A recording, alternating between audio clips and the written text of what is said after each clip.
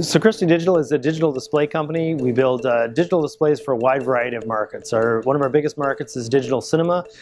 You go to the movie theater, you've most likely seen it on a Christie projector. We also do rental staging products.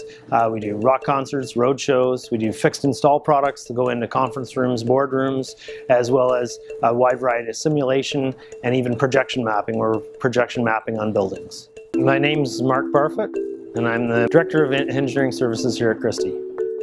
So Christie started in additive manufacturing around 2002. We started with an FDM machine, and now we have 12 different additive machines. We have 4 different technologies. We have FDM, we have SLS, we have SLA, and we have PolyJet technology. We also have a suite of CNC machining as well to complement the additive. We pretty much take care of 95% of all prototypes in-house for product launch, pre-product design, early production runs, fixturing for production, and goes on from there.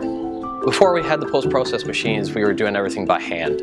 Some of the complex geometry, it was really hard to get the support material out of deep cavities or little tiny grooves. What we really struggled with was really thin-walled parts. We'd often have to build 2 or 3 parts at a time because we might damage one, go through a sidewall, or the part was just too thin, so we'd have to do it 2 or 3 times to hopefully get one that we could clean properly. We chose post-process because there really wasn't anybody else that had something that had their offerings of being able to be environmentally friendly, but also able to clean the parts as well as their products did.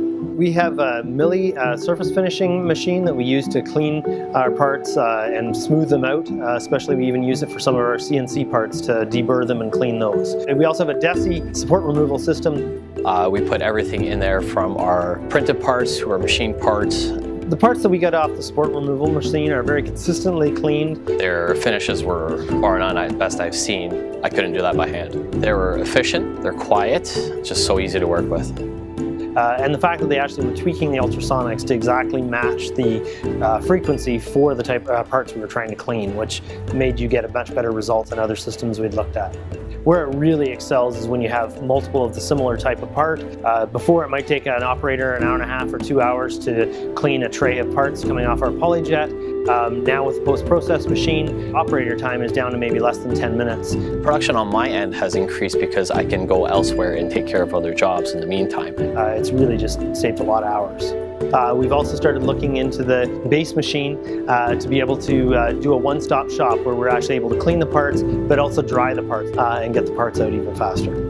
The post-process team's always been great to work with. We have a great working relationship with them.